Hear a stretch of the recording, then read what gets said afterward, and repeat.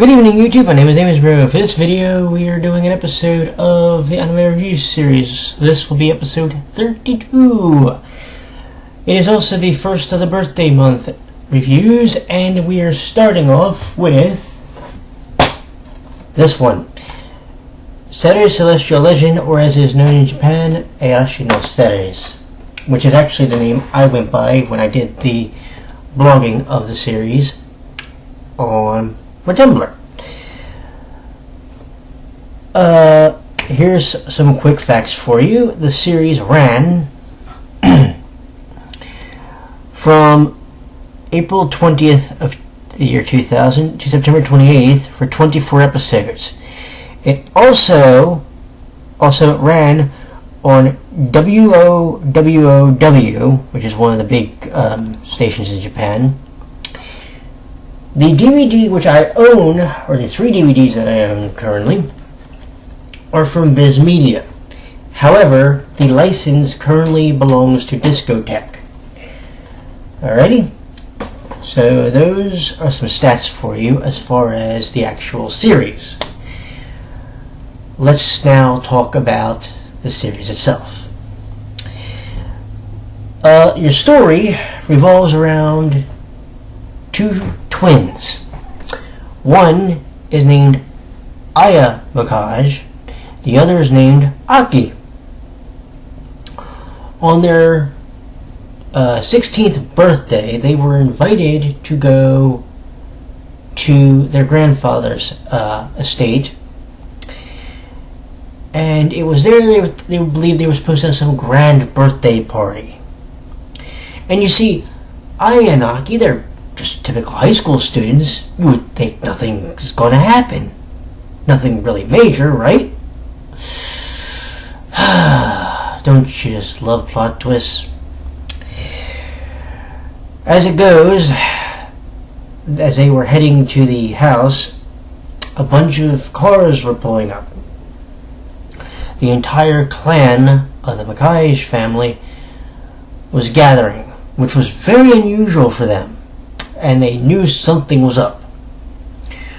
Well, what ended up happening was a ritual was going to be performed.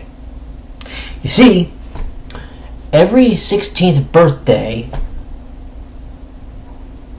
a ritual will be performed to see if one of the Mikage girls was going to awaken to become apparently a celestial maiden. And if that happened, well, their life was in very grave danger. Such was the case here. You see, they were going to perform a ritual, and what happened was they were given one present. It was a box, and had a petrified hand in it, and it was presented by a gentleman, which we don't know who he is yet. And he gives the box and then walks out of the room. When everything happens, the situation goes that Aki willingly took the box and opened it, and then Aya went nuts. And with the being that was in her, which we find out about later, awakened, and all kinds of problems happened, to the point where her life was in grave danger because she was about to die. Her father, however, ends up betraying the Mikage clan and telling her to basically make her own life and to free herself basically from the curse. Well, that is your basics for the story. And what you find out later is there's a robe that is missing. And the celestial being known as Ceres is looking for it. But who has it? And who knows about it? That is the question. Couple this with the fact that there's that guy that I mentioned, well, he's an amnesiac, and he's working for the Mikages. His goal is strictly to capture Aya and bring her back to the clan. Some want her dead, others want her for a different reason. And believe it or not, the different reason is actually what prevails as the main part of the story. You forget the idea for a minute that she's supposed to die,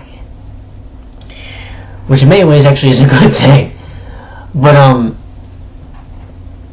it becomes a very interesting and twisted story that deals with the family and, let's just say, their interpersonal relationships.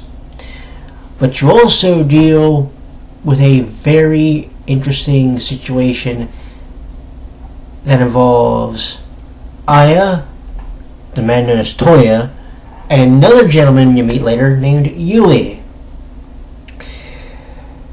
Yui Aogiri, who is the brother, I believe it is, of Suzumi, who is also a maiden.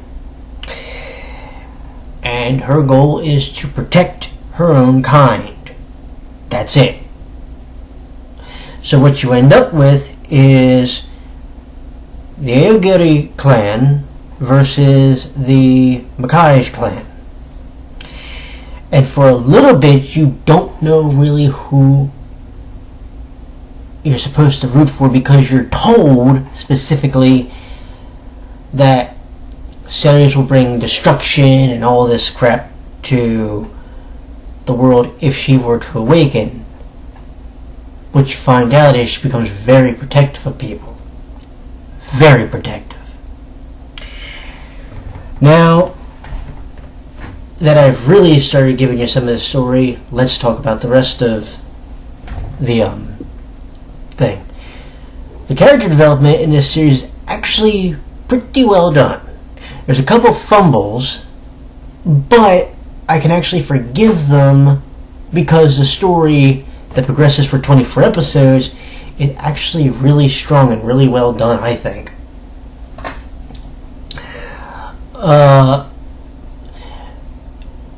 Aya has this really interesting conflict.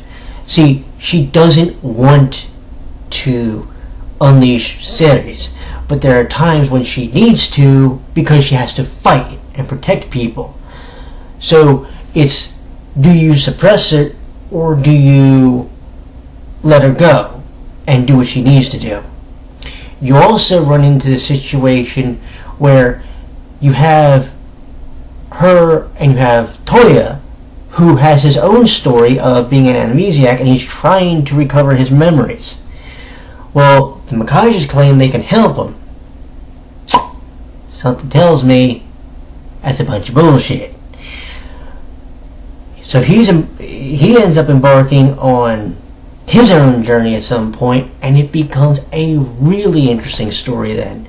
Because you not only have him, but you have Yui, who develops his own feelings for Aya, and you have Aki.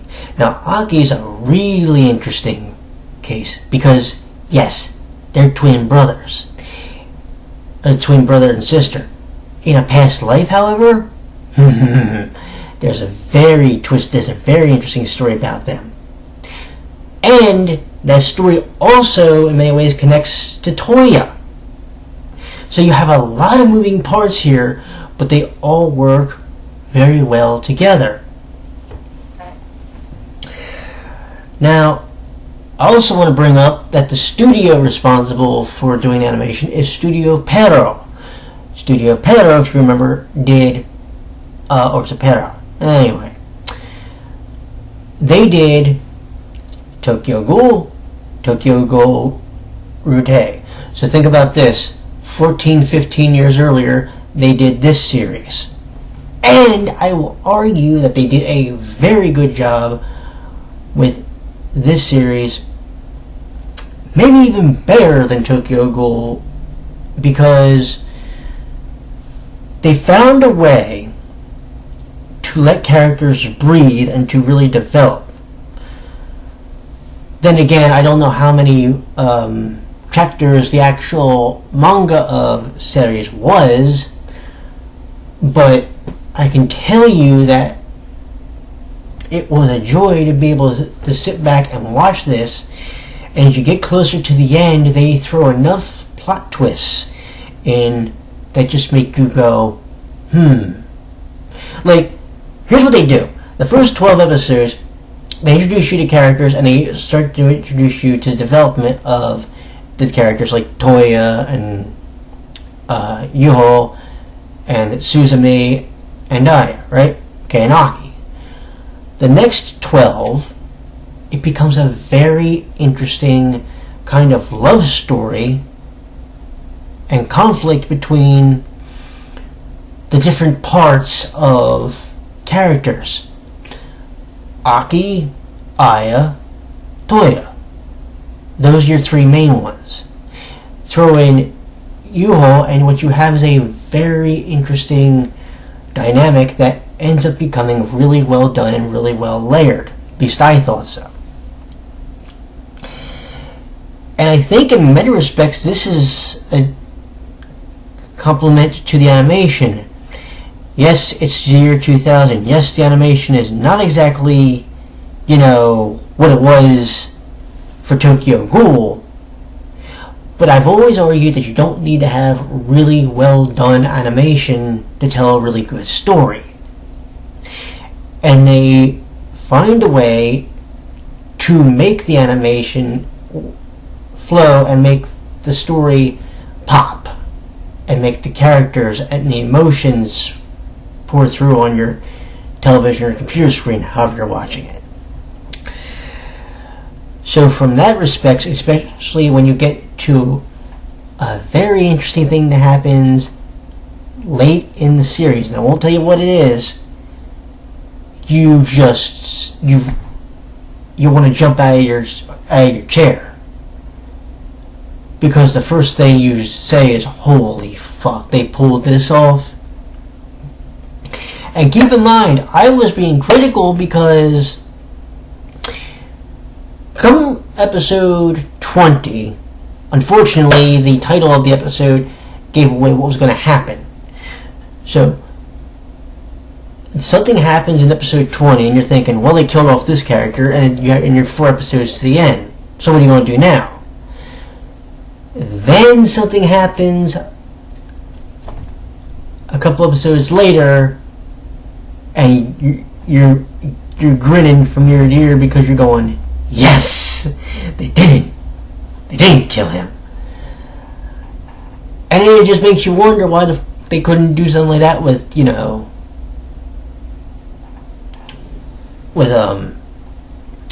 Tokyo Ghoul, but I guess they had to stick to the manga to some degree, right? That kind of sucks. But anyway, I nearly had a breakdown a couple of times during this series, to be honest. I got emotional because of things that happened between Toya and between Toya and Aya and between Yuho and Aya. And also the situation between Aki and Aya became a very deep and personal thing for me. I mean, I've never had their relationship, obviously, but it became a very interesting and involving storyline between those two. Plus, at one point, you start to actually feel bad for at least one member of, Mikage's group, because he starts feeling conflicted.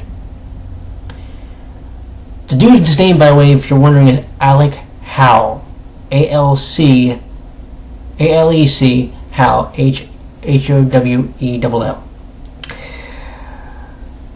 He actually, at one point, virtually betrays the group by allowing something to happen that I know darn well Mikage didn't want. So that happened, and you just kind of sat there and was like, alright, I think you're a prick, but you're not nearly as bad as I thought you were going to be. And so by the end of the series, you're really feeling bad for him because the dude had a breakdown. I mean, he just about lost it. You couldn't blame him, though. He was put in a situation he did not want to be in. And he was potentially going to lose his life for something this stupid? Not happening. Not here.